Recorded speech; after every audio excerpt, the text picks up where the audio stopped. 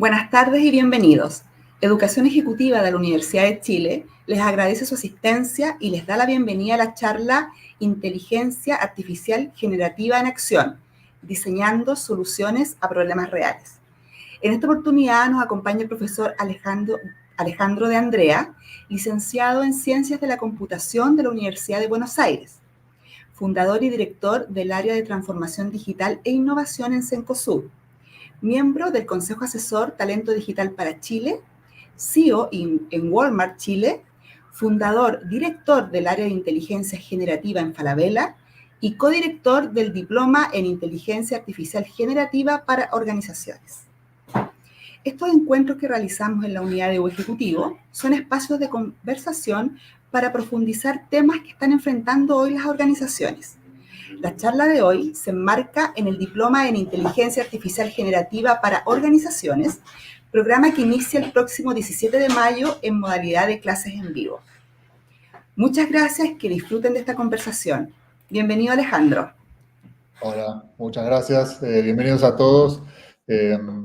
Ahí la idea de hoy es poder dar como un panorama general de qué significa esto de la inteligencia generativa. Todos conocemos ChatGPT a esta altura, me imagino, pero bueno, ¿qué significa en una organización, ¿no? ¿Cómo se puede aprovechar esta inteligencia que está avanzando a un ritmo vertiginoso para que solucione problemas reales en las organizaciones? Y para eso, bueno, como mencionaba, estamos empezando un diplomado en mayo que estamos codirigiendo con Gustavo Zurita y donde estamos también como profesores con Juan José Manuel Peña. Voy a leer con un pequeño torpedo un poco de su background, pero si me lo preguntan fácilmente, son las dos personas que conozco que más saben de este tema, realmente, a un nivel de profundidad muy, muy grande. José Manuel tiene un MS en Analytics aplicado en la Universidad de Columbia, es ingeniero industrial y con mención en finanzas de la Universidad de Chile, y hoy es un Senior Portfolio Manager en Fintual, donde está trabajando en asistentes. De hecho, vamos a ver el caso de un asistente que están generando en Fintual, que es súper interesante. Miembro de la Comisión de Inteligencia Artificial y Big Data del Instituto de Ingenieros de Chile, y analista senior de inversiones, temas de análisis cuantitativo de la FP Habitat. Y está José Gregorio Argomedo. Al final vamos a estar en la parte de preguntas y respuestas con ellos también, así que ahí los van a conocer un poco más. Y José Gregorio tiene una formación profunda en ingeniería, inteligencia artificial, ingeniería de datos. Hoy es socio de tecnología de RSM Chile y lidera el tema de inteligencia generativa, incluso con un alcance más allá de Chile, aprendizaje automático, procesamiento de lenguaje natural, y lidera los procesos de transformación en inteligencia artificial y machine learning con un enfoque especial en inteligencia generativa, haciendo, como dije, trabajo para Chile, América Latina y Estados Unidos. Y es miembro del Comité Asesor Global de RCM. Así que realmente un lujo contar con este equipo y la idea de este diplomado y un poco esta charla es una introducción muy por arriba, pero como dije, es que los participantes puedan salir sabiendo, pudiendo construir una solución real con las tecnologías y tendencias últimas de esto, que además cambian todos los días. Entonces vamos a hacer nuestro mejor esfuerzo para estar bien vigentes con respecto a las cosas que van saliendo. Bueno, dicho todo eso, vamos a empezar con esta introducción, donde vamos a ver varios temas y por lo tanto con un nivel de detalle que nos permita hacerlo en este tiempo, por supuesto. Entonces, esta va a ser toda la introducción a los modelos generativos, muy por arriba, pero están basados en una arquitectura que no voy a explicar, la que está ahí a la derecha, que se llama Transformers, pero básicamente lo que esto permite es tener un input, que en general al principio eran palabras nada más, ahora aparecen imágenes, video, texto, etcétera, código. Pero básicamente son modelos entrenados con mucha información del mundo real, o sea, información que los humanos hemos generado en todos estos últimos años de Internet, y lo que logran es poder encontrar relaciones y significados en toda esa masa de información y poder, dada una pregunta o dado un pedazo de un texto, poder completar eso, es decir, completar el texto o poder completar o responder la pregunta de una forma que simula mucho a la forma en que pensamos las personas. Los que han usado ChatGPT, que me imagino que son todos a esta altura, bueno, es esa experiencia. eh, y, pero además de eso, ¿no? Que uno está acostumbrado a hacerle preguntas y sorprenderse con las respuestas, aparece una cosa que aparece ahí debajo que se llaman las capacidades emergentes. Es decir, son cosas para los que no se entrenó. El modelo este se entrenó para aprender de la información y poder predecir la próxima palabra en un texto, básicamente. Esa siempre fue la base, ¿no? De poder escribir un texto y ver cómo se continúa ese texto. Ese fue el entrenamiento inicial.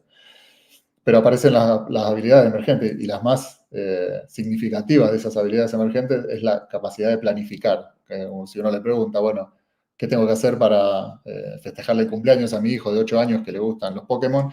Nos va a decir una lista de pasos que podemos tomar para festejar ese cumpleaños.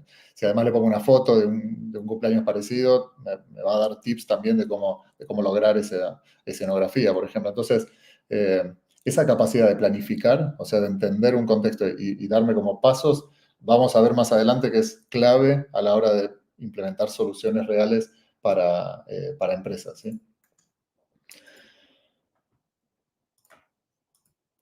Entonces, acá muy brevemente, la forma en que aprenden. ¿Y por qué esto? Porque hay como mucho todavía desconocimiento en general de si yo puedo entrenar este modelo. Yo digo, bueno, tengo el motor que entrenó, por ejemplo, a OpenAI, que es la empresa detrás de ChatGPT. Tengo ese modelo. ¿Le puedo enseñar la información de mi empresa? ¿Le puedo enseñar mis políticas de atención al cliente, etcétera, para que después mis clientes le puedan hacer preguntas y conteste como si fuera un ejecutivo mío? Bueno, dado que eso es una inquietud que aparece mucho, acá está un poco las formas en que uno entrena estos modelos, ¿no? Y después voy a contestar esa pregunta, entonces. Hay un entrenamiento inicial, ese entrenamiento inicial es el que hace OpenAI en este caso, o que hace Anthropic, que es otra de las empresas, o Google con sus modelos Gemini, pero básicamente hay un modelo base, una especie de red neuronal donde uno lo entrena con mucha información y se va generando, digamos, los caminos correctos que después usa el modelo para poder contestar, ¿no? Pero a eso se le agregaron varias capas, por eso estos modelos funcionan tan bien. Si uno hubiera hecho solamente el entrenamiento inicial, las respuestas no son tan buenas. Pero después le agregaron algunas capas de entrenamiento donde pusieron a un montón de personas a escribir ejemplos correctos de si preguntan esto, esto es más o menos lo que debería contestar. O sea, realmente decenas de miles de preguntas generadas por personas que hicieron que después se entrenara de vuelta el modelo, el mismo modelo que ya se había entrenado con la información cruda, se le pasó por esta capa, con lo cual empezó a responder mucho mejor y después se hizo el RLHF que aparece ahí, que es todavía otra capa donde hay personas, el modelo genera varias posibles respuestas y las personas dicen, me gusta más esta, me gusta más esta. Entonces hay todo y esto cuesta mucha plata, ¿no? Porque hay todo un trabajo ahí entre cómputo y personas haciendo que estos modelos salgan con un entrenamiento adecuado. Parte de ese entrenamiento, ya la parte de personas en algunos casos se está reemplazando también por inteligencia artificial, no me voy a meter ahí, pero acá el mensaje es muy difícil meterse en esa parte, ¿no? Sería muy caro y lleva mucho tiempo. Hay pocas empresas que pueden darse el lujo de hacer ese entrenamiento a ese nivel y por eso es que uno consume estos modelos, ¿no? Los consume ya hechos.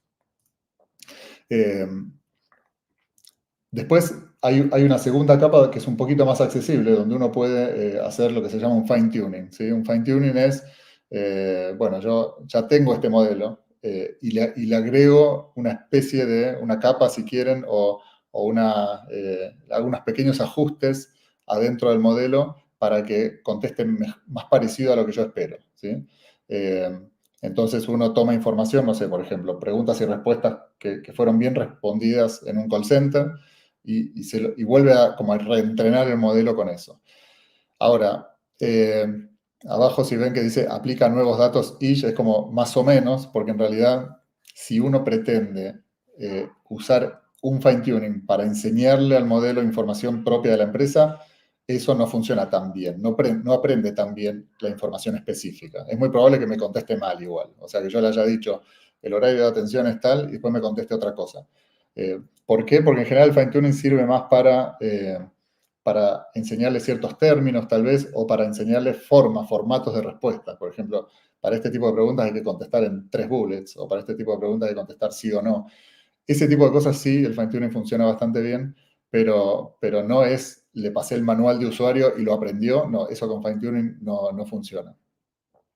Y por último está el in-context learning. Bueno, ahí se mencionan un par de formas de fine-tuning, el full fine-tuning o uno más light, que es el PFT, pero básicamente es el mismo concepto, ¿no?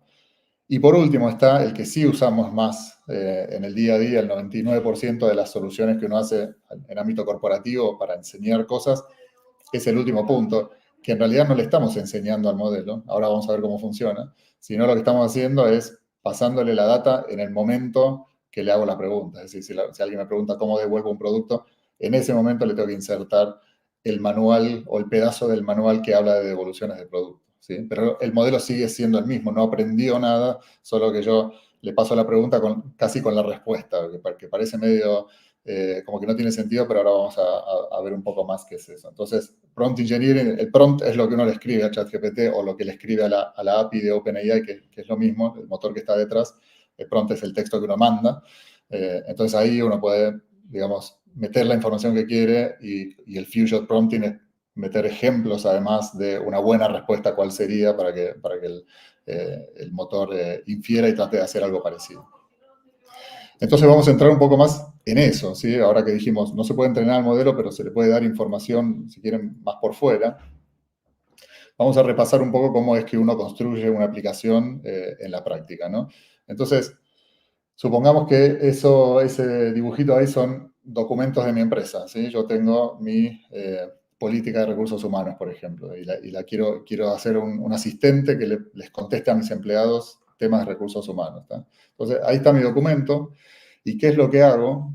Es un proceso, esto es la arquitectura típica, ¿eh? Hay un montón de variantes, pero lo típico es que lo que se hace es eh, partir ese documento, si quieren, en párrafos, ¿sí? En partes más pequeñas, y a cada párrafo calcularle algo que se llama embedding. Es un vector de números, son una cantidad de números, dependiendo del algoritmo que uno use, pueden ser 700, pueden ser 1500, pueden ser 3000, pero básicamente es una lista de números que, si uno lo piensa de alguna manera, están representando el significado semántico de ese párrafo. Entonces, imaginemos la política de recursos humanos, hay un capítulo que habla de tomarse vacaciones, hay otro que habla de licencias, etc. Yo puedo tomar cada párrafo de esas secciones y decir, le calculo el vector y ese vector va a representar como el significado, ¿sí? Suena por ahí difícil de comprender, pero si quieren que lo simplifique un montón, imagínense que el vector tuviera 3 posiciones, la primera fuera si es blanco o negro, la segunda si es alto o bajo, y la tercera si es un animal o un objeto inerte. Bueno, dependiendo, si yo estoy hablando de un perro, se me va a prender el numerito de animal. Probablemente el de alto bajo se me va a poner por la mitad y el de blanco negro, si es un perrito negro, se va a prender también. Como que ese vector me va a estar dando un poco el significado, lo estoy simplificando mucho, pero este vector de alguna manera me habla del significado de esa cosa. Y si tengo un párrafo que habla de perros y de comida para perros, se me van a aprender otros vectores que hablen de comida y cosas por el estilo. En el fondo, de vuelta, es una simplificación, pero es para que imaginen un poco cómo un párrafo de texto se puede convertir en una serie de números que de alguna manera me digan de qué habla eso, ¿sí? Eso, que se llama embeddings o vectores, uno lo guarda en una base de datos. Es decir, tomé el documento, lo partí en párrafos y a cada párrafo le calculé el vector y guardé ese párrafo con su vector en una base de datos. Son las bases de datos especiales que pueden guardar ambas cosas. Guardan el texto y al lado la lista de números que representan a ese texto, ¿tá? Todo eso lo dejo en una base de datos.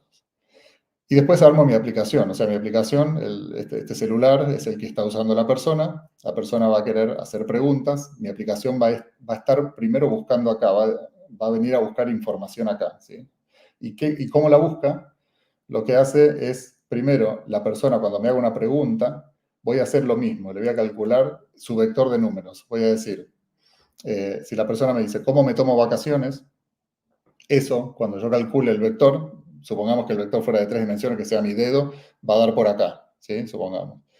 Entonces yo lo que voy a hacer con mi sistema es ir a buscar la base de datos vectores que estén cerca, ¿sí? Entonces, si la pregunta decía, ¿cómo me tomo vacaciones? Estaba por acá, y yo busco párrafos cuyos vectores estén cerca, probablemente esté encontrando párrafos que hablan de tomarse vacaciones, porque es más o menos el mismo significado. Entonces, la cercanía entre vectores me dice que los párrafos o la pregunta hablan más o menos de lo mismo. Ese es el truco, si quieren, que uno usa. Toma la pregunta, se va a buscar párrafos que hablen de lo mismo, que pueden venir de distintos documentos. Por supuesto hay que filtrarlos, porque si una persona trabaja para un país y la política de recursos humanos es de otro, no aplica, entonces a esos documentos no los miro los que corresponden. Bueno, todo eso lo vamos a ver también en mucho detalle, obviamente, en el diplomado. Pero lo que logré hasta acá es, ante una pregunta, me traje la información que habla de ese tema, ¿sí? Que pueden ser párrafos sueltos y desordenados de distintos documentos. Ahora, recién ahora, es cuando le voy a pedir al modelo de lenguaje, al chat GPT, que haga su magia, ¿sí? Entonces, ¿qué le voy a mandar?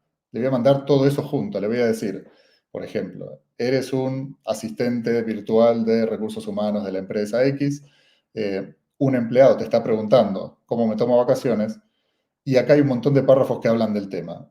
Trata de contestarle. Eso es un poco lo que le mando, y le pego los párrafos ahí. Es como que en ChatGPT escribiera eso. Eres un asistente, te estaban preguntando esto, y aquí tienes información relacionada.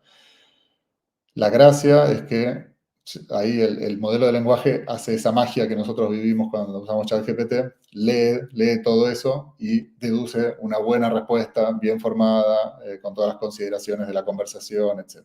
Entonces, eso es como el caso básico de cómo voy a buscar información de distintas fuentes y la uso para contestarle a una persona. Y acá con esto uno cubre muchos casos. Hay muchos casos que son no más que eso.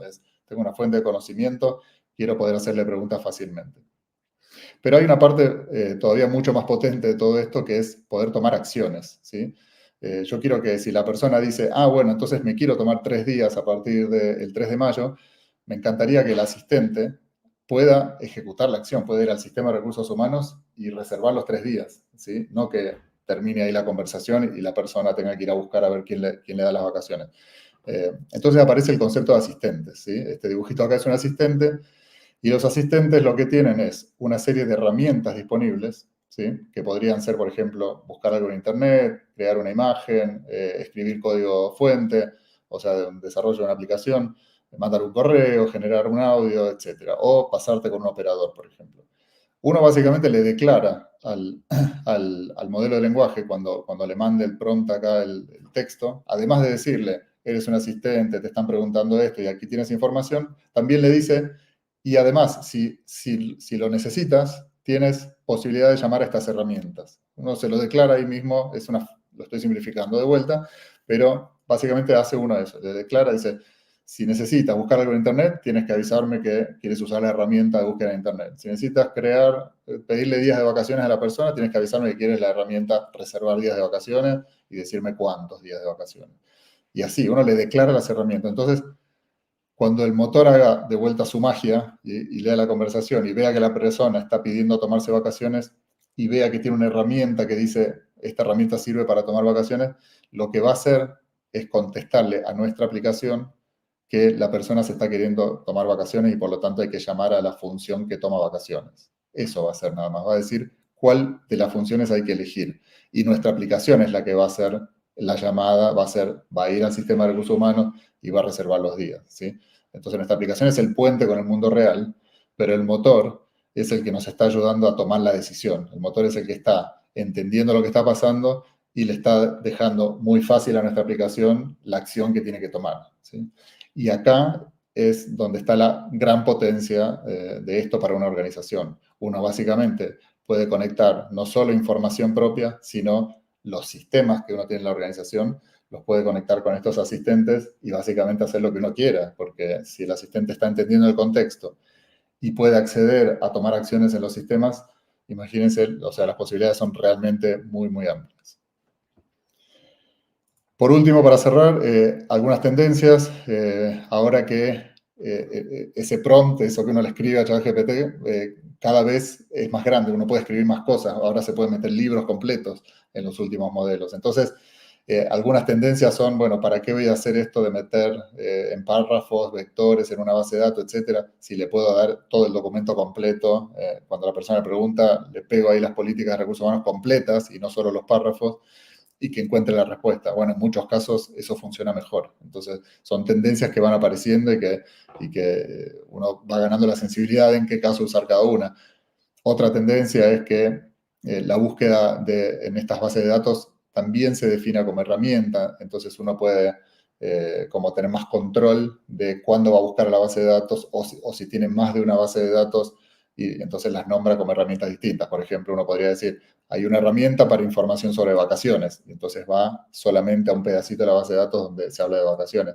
Hay otra herramienta para ausencias, entonces va a ir a otro lado. Entonces, se controla un poco mejor el flujo para que el asistente no se confunda y a lo mejor de una base gigante de miles de documentos tome el párrafo incorrecto y dé una mala respuesta. Entonces, aparecen también, son, si quieren, técnicas, estoy mostrando un par nada más, pero como este esquema general igual tiene sus sutilezas y uno, dependiendo del caso, puede irse por un lado o por otro.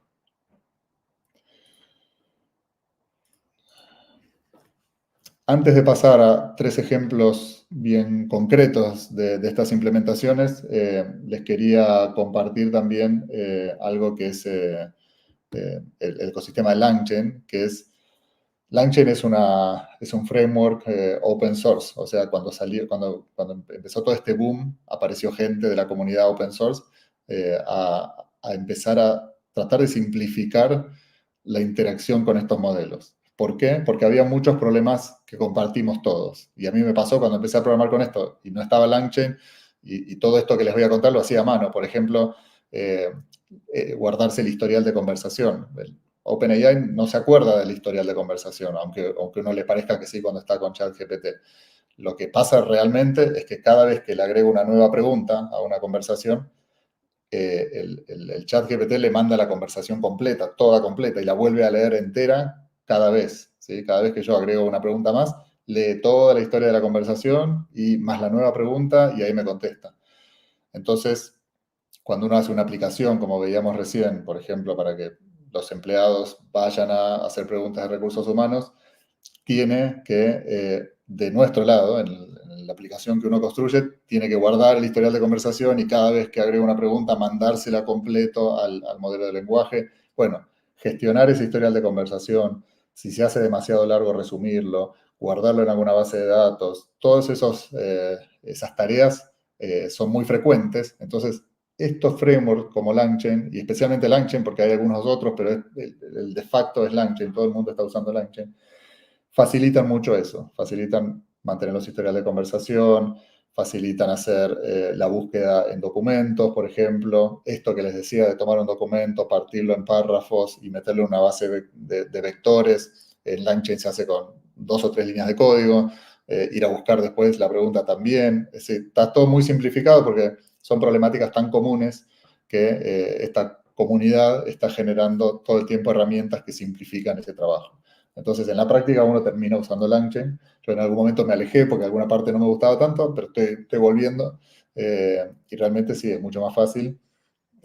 Y también se facilitan tareas como hacer más de una llamada al modelo. Por ejemplo, uno a veces no quiere pasar la pregunta del usuario directo al modelo, sino quiere refinar, mejorar un poco esa pregunta, redactarla mejor, etcétera. Y entonces a veces hace 2 llamadas. Hace una llamada primera que mejora la pregunta y con la pregunta refinada hace la llamada final para contestar la pregunta. Es un ejemplo nada más, pero digo, en LangChain encadenar esas acciones es muy fácil, por eso se llama chain también, porque uno va armando cadenas de ejecuciones que son bastante simples. Y eso era LangChain al principio, era simplemente esas librerías que facilitan la vida, incluido el LangChain Community, que es gente que además, por ejemplo, genera herramientas para buscar en Internet, o para ir a buscar el clima, o para ir a buscar a cuánto está el Bitcoin y cosas por el estilo. Bueno, hay un repositorio donde la comunidad va poniendo estas herramientas y para uno es mucho más fácil armar los agentes después.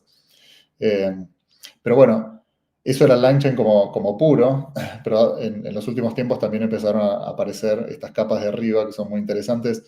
templates son básicamente como aplicaciones prehechas, que uno quiere hacer un chatbot, se puede bajar el template de chatbot para no empezar de cero.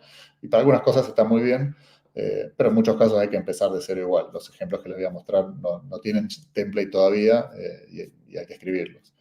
Y después está Langserve, que lo que hace es facilitar que eso que uno escribió, si uno escribió alguna lógica con LangChain para recibir una pregunta, ir a buscar los documentos, escribir la respuesta, lo que fuere, que todo eso quede expuesto como una API, o sea, que sea fácil después que la aplicación del celular o una aplicación en la PC consuman eso, o algún sistema empresarial que yo tenga que quiera conectarlo para que vaya a buscar algo a lo que acabo de construir, a mi API.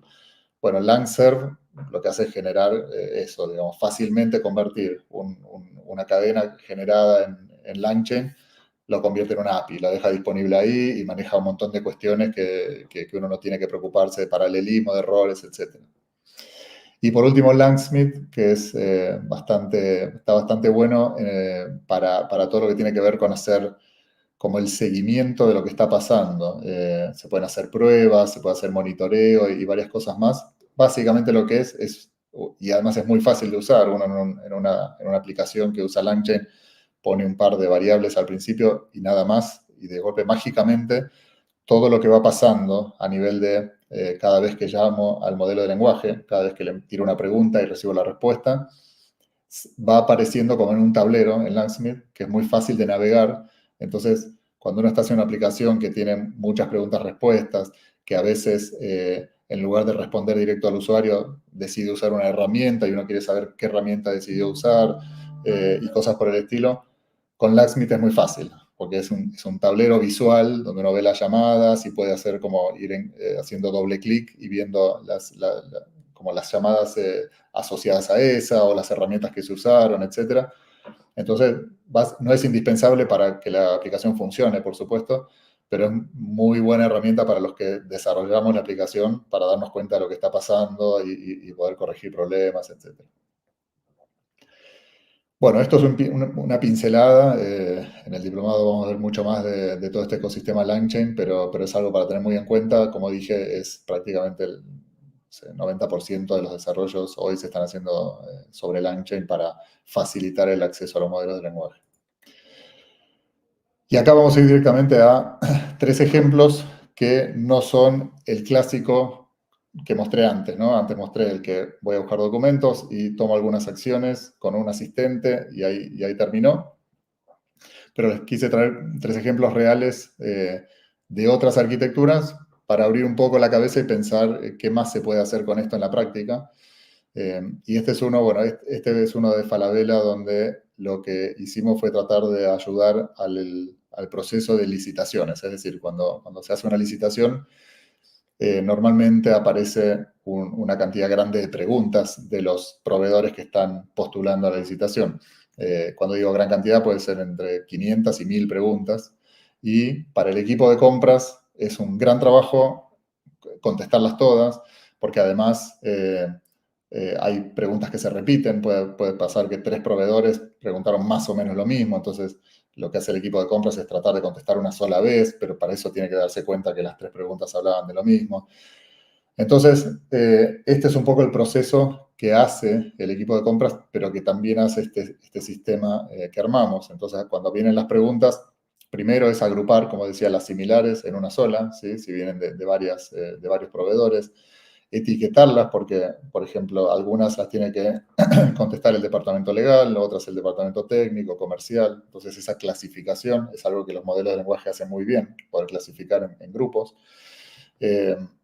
Separar preguntas distintas, por ejemplo, en esto hay en realidad varias preguntas, si se dan cuenta, y entonces poder separarlas, pero además redactarlas de una manera que sean autocontenidas. Por ejemplo, en qué idioma suelto no dice nada. Entonces acá se convierte en qué idiomas debe quedar disponible el sistema. Bueno, toda esta inteligencia, ahora les voy a contar un poco cómo lo hicimos a nivel de arquitectura. Eso prepara las preguntas. Una vez que tengo las preguntas depuradas de esa manera, o sea, agrupadas y separadas si estaban juntas, etc. Bueno, lo que hace es parecido a lo que les conté antes.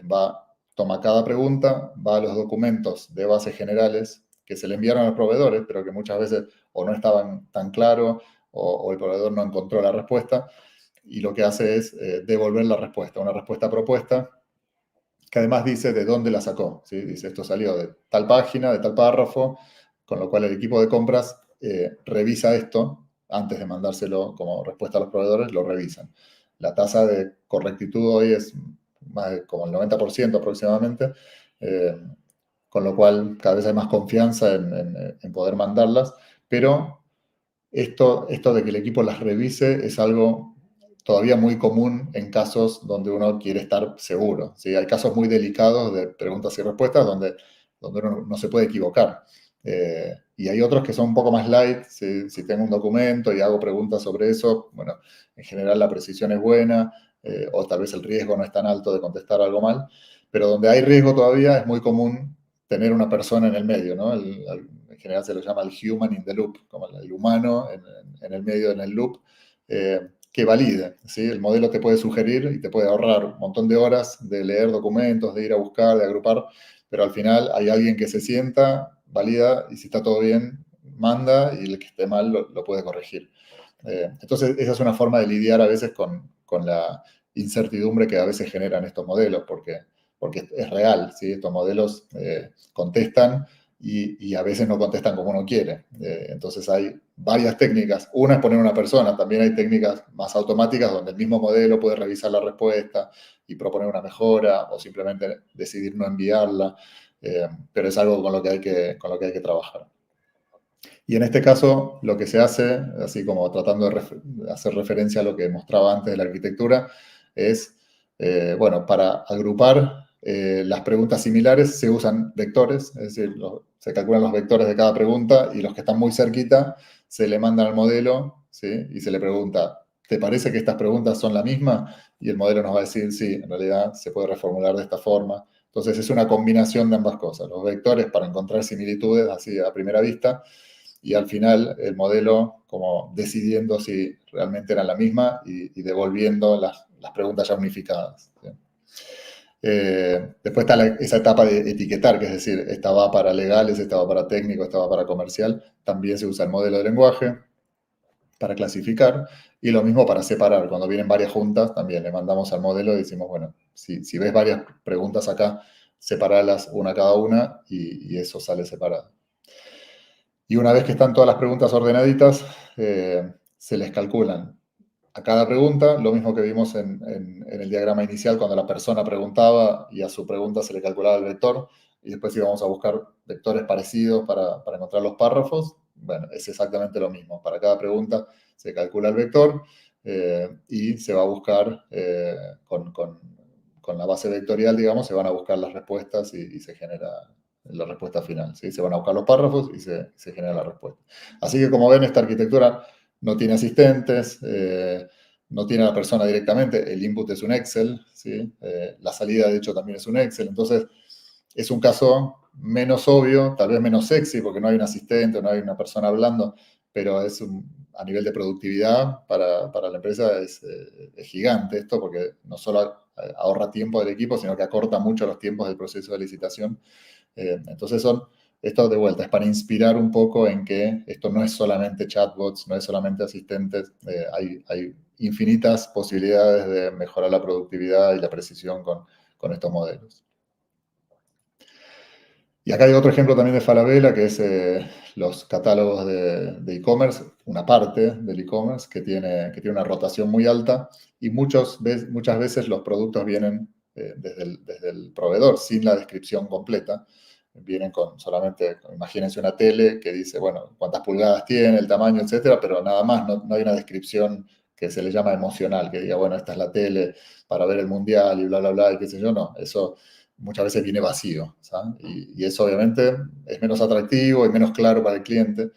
Y si quisieran hacerlo a mano, tardarían 556 años, con lo cual es claramente imposible en actualizar los productos que rotaron en un solo año, ¿sí? Con lo cual, y esto lo pongo porque al final lo que se ve es que no siempre es hacer más rápido o no siempre es una mejora de productividad o un ahorro o de experiencia. Esto directamente pasa a ser de no hacerlo, de no poder hacerlo, a poder hacerlo, ¿sí? Acá no hay ahorro, simplemente antes era imposible y pasa a ser posible, ¿sí? Y esto obviamente mejora la experiencia y la conversión de los clientes. Entonces, bueno, así es como viene originalmente, solamente con unos pocos datos, como este caso de perfumes, y después el algoritmo lo que hace es generar una cosa así muy poética, que además sigue un montón de reglas. Si ustedes vieran la cantidad de cuidados que tiene esta generación para que lo que sale esté en el tono correcto, no sea discriminatorio, o sea, que cuide un montón de detalles que son los que cuidan las personas cuando escriben esto. Bueno, es un montón, son como 20 reglas distintas. Entonces, para resolver este caso, lo que hicimos fue una arquitectura muy simple, pero que tuvimos que separar como en capas el pedido de reglas. ¿Por qué? Si nosotros le decíamos a ChatGPT o a la API de OpenAI, le decíamos, bueno, genera una descripción para un perfume con estas características, pero además ten cuidado de cumplir las siguientes reglas, y le poníamos las 20 reglas juntas, lo que pasaba es que el modelo de lenguaje por ahí cumplía con 5 o 6 de las reglas y el resto se olvidaba, simplemente, ¿sí? Entonces, lo que fuimos descubriendo es que era mucho más eficiente pedirle de a poco, ¿sí? O sea, hacerle demasiados pedidos juntos no funciona, pero no quiere decir que haya que descartar la idea. Lo que se hace es esto que aparece acá, ¿no? Le dijimos al principio, genera una primera descripción con las reglas generales y después aplica reglas puntuales. Entonces, una vez que está la descripción en crudo, que tiene como el grueso de todos los datos del producto, se le empieza a refinar. Bueno, ahora fíjate que no diga tal cosa, ahora fíjate que no repita muchas veces las características técnicas, o que no esté orientado a cierto tipo de público, lo que fuera. Entonces, pero pidiéndolo de a poco, ¿sí? Y eso funcionó muy bien. La verdad es que las descripciones que salen de acá están casi al 100% listas para publicar. Y el último, y ahí que hay una pregunta, después vamos a ir a las preguntas, el caso de Fintual, el copiloto que están armando. Acá hay un ejemplo del tipo de preguntas que se le pueden hacer, y la verdad que es súper amplio. Este es un ejemplo de asistentes, pero a diferencia de lo que veíamos al principio, donde el asistente podía tener unas pocas herramientas, este asistente tiene muchas herramientas y por lo tanto uno se enfrenta ahí con un problema parecido al que decía recién, ¿no? Cuando uno le da demasiadas instrucciones, es más fácil que se pierda. En este caso también, si yo le doy 20 herramientas, puede ser que confundan, que en lugar de usar la herramienta correcta use otra. Y entonces acá se usa una arquitectura un poco distinta, que es la de multiagentes, ¿sí? Entonces hay agentes más especializados en distintas herramientas, ¿no? Cada uno de estos es un agente y al lado están las herramientas, ¿sí?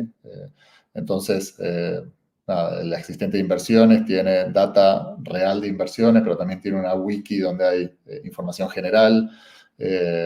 Lo mismo con los mercados, hay noticias y también hay consultas específicas que uno puede hacer, etc.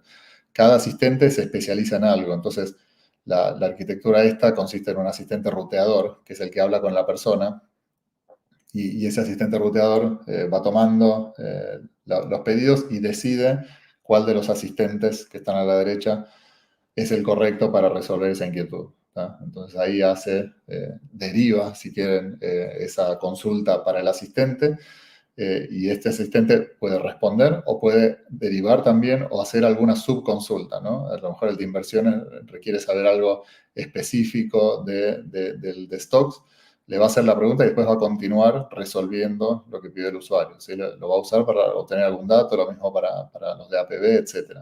Entonces se empiezan a generar interacciones entre los asistentes. Este es un campo que está creciendo mucho porque da muchas posibilidades. Tiene su complejidad también, o sea, cómo le paso información suficiente al asistente de al lado para que me conteste lo que necesito, pero no necesariamente le tengo que pasar toda la historia de conversación porque no la va a entender, porque es un asistente que se especializa en otra cosa. Entonces, cada asistente tiene que tener una forma especial de entregar esa pregunta y después de recuperar la respuesta y seguir con su trabajo. Bueno, hay un montón de cosas que están pasando en este ámbito y de tendencias y de cambios, pero hay mucho trabajo, incluso de la comunidad open source también. Hay muchos frameworks de asistentes cada vez más, donde uno con un poco más de facilidad puede crear algo de este estilo. Este está construido artesanal porque uno además tiene más control cuando lo hace solo, pero para empezar más fácilmente hay frameworks también que uno puede usar y muchas de estas cosas están bastante resueltas. Eso es todo lo que tenía para contarles y como les dije, la idea es dejar tiempo para preguntas, así que vamos a ir para ese lado. Acá. Yo creo que acá dejó de presentar, ¿cierto? Ahí estamos. Bueno, acá estamos con José Manuel. Listos. No estoy... A ver. Esperen que perdí.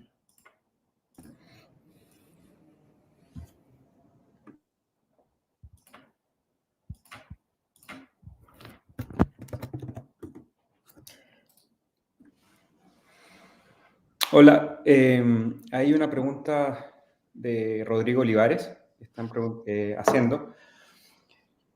No aparezco en la foto, pero estoy acá. Por si acaso. Te vemos. Yo creo que, a ver, si quieren yo puedo avanzar un poquito en esta. Dale. Es importante entender que los modelos per se no aprenden. Por definición, los modelos no tienen una metodología de actualizar sus pesos, digamos, aprender de forma automática. Entonces, uno tiene que tener cuidado. Hay distintos niveles de servicio o reglas cuando uno está trabajando con el API de alguna institución. Por ejemplo, yo quiero OpenAI, estoy conectándome al API para hacer una aplicación, estoy atravesando a través tal vez de Azure a unos mismos modelos de OpenAI, o estoy utilizando una aplicación como ChatGPT, donde hay más información. Entonces, lo primero que les recomiendo es que se revisen los términos y condiciones de todos los servicios que están utilizando. A nivel práctico, por ejemplo, en OpenAI, cuando uno trabaja con ChatGPT en la versión free, ellos se guardan el derecho a poder utilizar nuestra información para entrenar sus modelos. Cuando yo estoy trabajando en la versión Plus, yo puedo hacer un opt-out. Por default viene opt-in, pero yo puedo hacer un opt-out para que mi información sea marcada y no se entrene con los modelos o modelos futuros. En las versiones Team y Enterprise, por definición, por default, viene que no se puede entrenar. Cuando yo trabajo con, ¿cómo se llama? El API de OpenAI, el API en los términos y condiciones explicitan que no se va a utilizar esa información para entrenar sus modelos.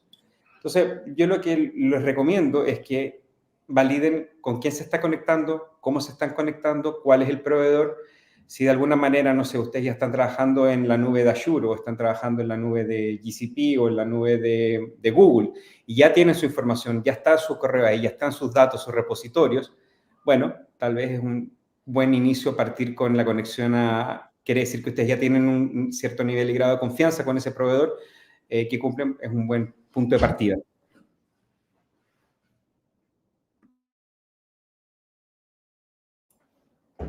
Perfecto. Si quieren, puedo yo saltar a tomar la segunda pregunta de Alberto C. Dice, si el sistema se va en las vacaciones, ¿quién se hace responsable del error? La respuesta sensata hoy día es que está un poco por verse. Han existido casos, por ejemplo, en Estados Unidos y en Canadá, donde han sucedido casos donde estos asistentes han ofrecido cosas por error. Por ejemplo, está el caso de que un dealership en Estados Unidos ofreció una Chevy Tahoe, una camioneta, por $1. Hay otro caso de, creo que es Air Canada, que le ofreció condiciones de reembolso a un pasajero que no existían. Entonces queda la pregunta si es que son exigibles esas condiciones, y todo apunta que va a depender del caso, pero como es una herramienta de la empresa, hacia el público, todo apunta que van a tener que honrar su herramienta. Si bien hay muchos casos de uso y hay casos que uno puede decir, esto es una herramienta informativa, es una herramienta de sugerencia, no tomes esto como data 100% real, chequéala, muy en línea como ChatGPT lo dice en su mismo sitio. Dice, no le creas nada a lo que estoy diciendo, siempre verifica mis datos. Las empresas tienen que aprender a gatear antes de entrar a ofrecer productos demasiado sofisticados y vinculantes en lo que ofrecen. O sea, es muy distinto entregar información general, informativa, a voy a asegurarte una compra a un cierto precio, por ejemplo. Y hay formas de resolver eso que se están aprendiendo, que va todo en línea de tener mejores herramientas, más precisas, tener distintos procesos de chequeo del mismo código, que hoy día se habla de las condiciones de guardrails, que es como un proceso que chequea lo que entra y lo que sale del modelo y que cumple con ciertos parámetros más duros. Pero es un área que legalmente hoy día está escribiéndose. Exacto. Si quieren tomo esta, habla del proyecto, me imagino el de licitaciones que mostré al principio, si es aplicable al ámbito de compras públicas, seguramente que sí, el caso es muy parecido. Siempre la gran pregunta es lo que decía José Manuel, ¿cuál es el riesgo que uno toma de que el modelo directamente conteste o tener una persona, o tener guardrails, como dijo, que son automáticos y tratar de ponerle capas de validación a lo que uno generó, o tener directamente una persona, ¿no? Entonces, en un proyecto como compras públicas, posiblemente, como igual que estamos haciendo en Falabella, haga sentido tener una implementación como esta y el resultado alguien la valide, ¿sí? O sea, tener una persona ahí cuidándolo. Tal vez en un año estamos muchísimo más confiados porque los modelos avanzaron todavía mucho más y ya vemos que la tasa de error es prácticamente cero y entonces vamos sacando esas validaciones o vamos sacando las personas del medio donde haga sentido. Pero por ahora hay que ser súper cauto y ser consciente de que existe un margen de error y ver en qué casos uno lo puede asumir y en cuáles no.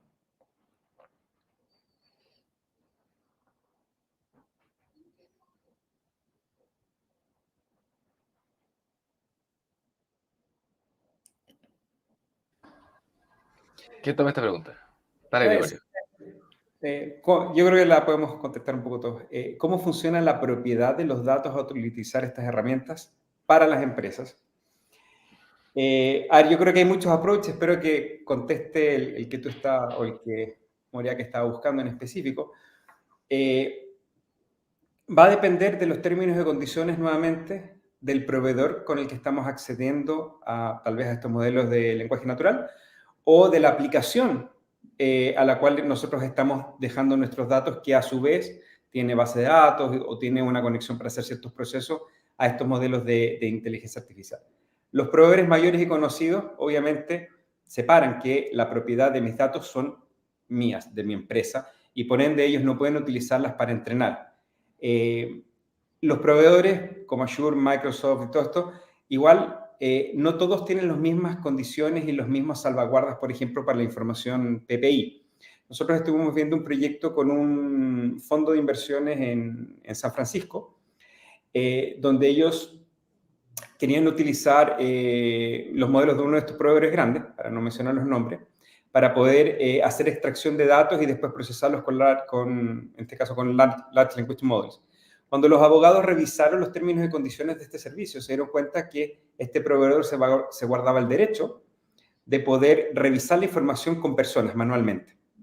En caso por temas de abuso, otros tipos de casos, pero en el fondo sin avisar al cliente podía una persona revisar los logs de transacciones, por ende ver la información que se estaba procesando, información privada, en este caso información de inversiones. Y decidieron ir por otra cloud, donde las revisiones son hechas por modelos, revisiones automáticas, y en el caso de que hubiera un complaint o algo de ese estilo, primero se le avisaba al cliente, ellos tenían, si se negaban, podían ir a un juicio, un modelo de arbitraje, y de ahí podía acceder una persona. Entonces es súper importante, nuevamente, revisar quién tiene mis datos, qué modelo estoy utilizando y cuáles son los términos y condiciones ad hoc.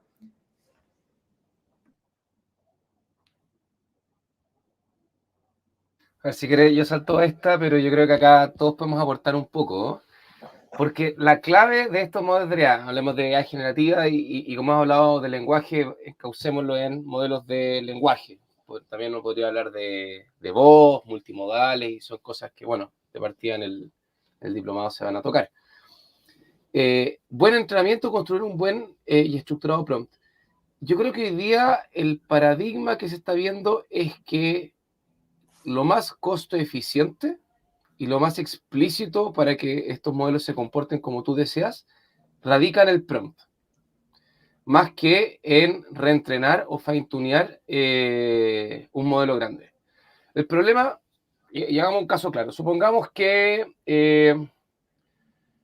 el modelo base sabe que el presidente de Chile era, digamos, Sebastián Piñera, porque se entrenó hasta una cierta fecha, ¿ya? Y pasó el tiempo y ese modelo se desactualizó, entonces tengo que reentrenarlo. Quiero hacerle un fine tuning para que se actualice con la información actual y sepa que el presidente actual de Chile es Boric. ¿Cuánta data le tengo que entregar a ese modelo? ¿Cuántos loops de entrenamiento tengo que pasarle a ese modelo? Para que el modelo se convenza absolutamente que ya el presidente actual de Chile es uno y no el otro, no lo sé. Y no hay forma a priori de entender eso. Entonces, lo que se está viendo es que el entrenamiento, el fine-tuning, entrenar con estos modelos de cero de partida ya es completamente prohibitivo, está fuera de discusión para cualquier empresa que no sea Microsoft, Amazon, Google, qué sé yo.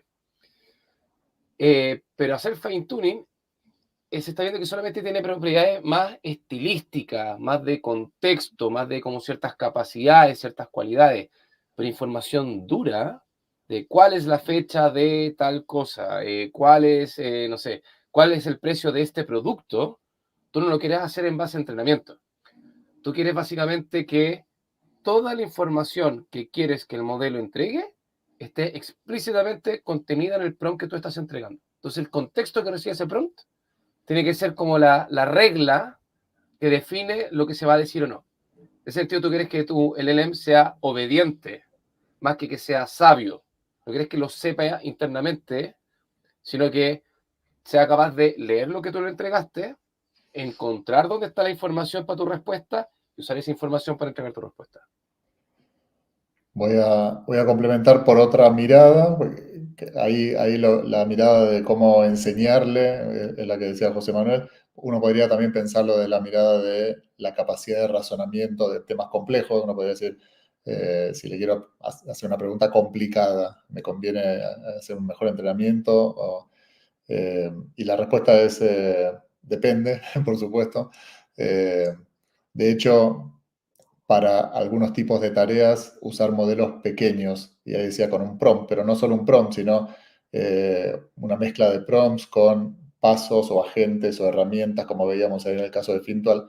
A veces modelos pequeños, pero bien estructurados en cómo cada agente hace su parte o cómo planifican acciones y después se reparten ese trabajo, etc. A veces funciona mejor eso y más rápido y mucho más barato, como decía José Manuel, que un mega modelo, que el más caro y el más grande de todos.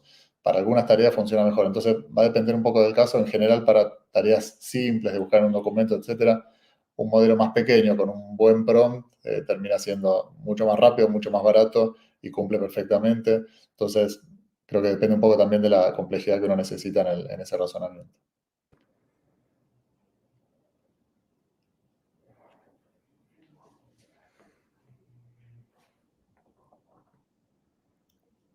Por la pregunta de Internet muerta, realmente no tengo claro cuál es el foco ahí. Pero un poco para complementar la anterior, yo me guiaría por lo que dijo Sam Altman en una entrevista el año pasado, que el CEO de OpenAI, que la mejor forma de ver estos modelos son como un cognitive engine, como una herramienta que pueda tomar decisiones, entender y tomar acción, más que una base de datos para poder acceder a información y a conocimiento.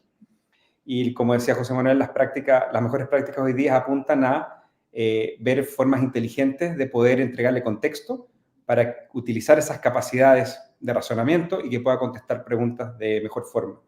Y las tendencias que uno está viendo ahora con modelos que cada vez aceptan ventanas de contexto más grandes, 100.000 tokens, 200.000 tokens, Gemini 1,5 Pro, ahora se lanza con 1 millón de tokens de contexto. Estamos hablando casi 750.000 palabras. Podría cargarle la bibliografía, o sea, todos los libros de Harry Potter enteros y hacerle una pregunta.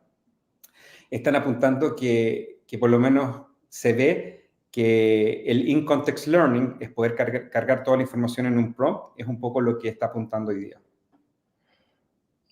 Ahí hay una cosa, yo por lo menos he escuchado algo de Internet muerta en el sentido de que como que hay muchos bots y mucho deepfake y mucha cosa que imita al humano, ¿no? Como cuánto es realmente contenido generado por humano y cuánto es mentira, porque hay bots generándolo. Pucha, está buena la pregunta, no tengo una gran respuesta, creo que en gran parte es así, ¿no? Ya lo vimos con las elecciones de Estados Unidos y con otras cuestiones donde, y creo Harari también lo dice, ¿no? Que el riesgo más grande de la inteligencia artificial, más que venga Terminator con una ametralladora y estemos en problemas, es que no podamos distinguir personas de robots y esos robots influencian la forma de pensar de las personas con mucha más personalización y una inteligencia que nos sigue y sabe lo que queremos escuchar. Creo que es un riesgo grande, ¿eh? No tengo la respuesta de cómo resolverlo, pero estoy de acuerdo en que es algo que mal usado y que seguramente va a ser mal usado, es un riesgo grande y que tiene Ahí que yo haber... agarraría, Dale. yo aportaría un poquito en que, si bien como la idea como más conspirativa de que son agentes gubernamentales y como que hay una cosa de que como malintencionada, por decirlo, lo que sí es cierto es que ya hay ciertas voces de alerta de que hay mucho contenido ya generado por LLMs. De hecho, incluso en cosas como redes sociales, la tasa de crecimiento de perfiles generados por AI, por ejemplo en Instagram y TikTok, es mucho más grande que la tasa de creación de humanos, por decirlo. Y eso hace que estos modelos, uno entiende que son autorregresivos, o sea que básicamente como que regurgitan un poco la lógica y el contenido ya aprendido anteriormente, no son como creativos en la noción humana.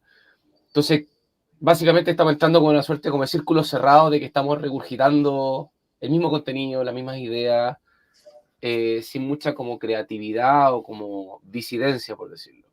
Y eso es un problema para entrenar estos modelos. O sea, si yo entreno un modelo con data generada por otro de estos modelos, ya hay papers que hablan de que hay una caída de desempeño bastante importante. Tú quieres data humana fresca, por decirlo. Y hoy quería hacer un punto de lo que hablaba de justo antes la pregunta de si estos modelos pueden ser predictivos. Tal vez los LLMs, que estos son de lenguaje no, pero la tecnología que está detrás, que son los transformers, sí se está utilizando para modelos predictivos. De hecho, ahí pueden googlear algo que se llama Time Series Transformers, que son como modelos de redes neuronales tipo Transformer, que es la piedra angular de toda esta tecnología que en el diplomado lo tratamos más en detalle, pero utilizado para predecir series de tiempo. Y efectivamente tienen muy buen performance. No son predictores del futuro ni un oráculo, pero han sido bastante flexibles y mucho mejor que modelos anteriores. Bueno. Una muy buena pregunta. ¿Qué serán capaces de hacer los que hagan el diplomado? Bueno, nosotros queremos darle una orientación teórico-práctica, es decir, queremos que entiendan los fundamentos, que entiendan las tendencias, los frameworks, las opciones que uno tiene para resolver distintos problemas, pero además queremos que puedan construir una aplicación y que funcione. O sea, queremos que puedan, sin entrar en mega detalle a temas de infraestructura, cloud, etcétera, pero que sean capaces de construir un web service, subirlo a la nube, conectarle una aplicación simple, verla funcionando, tener cierto monitoreo, control de lo que está pasando. Ese es un poco el objetivo. No es para gente que tenga skills de programación súper profundos. Sí, una base es importante. Pero queremos ver lo justo de cada una de estas cosas que les mencioné, como para que puedan salir funcionando, con algo que puedan ustedes desplegar y ver andando. Sí, yo agregaría de que hay varios módulos. Yo creo que ahí al que le interese más puede ver un poco qué se está viendo. Pero parte con una visión bastante general, holística, de cómo usar las tecnologías para resolver problemas. O sea, esto no es solamente aprender a usar la herramienta, sino que es tan nuevo esto de que hay que tener un pensamiento muy de design thinking, de resolución de problemas, para encontrar buenas oportunidades de implementación de esto. Y en segundo lugar, ya hay una bajada mucho más práctica de, como decía Alejandro, probar estos modelos, ver cómo funcionan, poder programar ejemplos de ello, también ver las aristas de seguridad y temas más corporativos de cómo esto se implementa en la escala que una empresa necesita implementarla. Y también ya finalmente vemos cosas más de el estado del arte y cosas más allá de solamente lenguaje, sino que ya entramos en un poco imágenes, multimodalidad, multiagentes, como un poco lo que se está discutiendo hoy día en el estado del arte.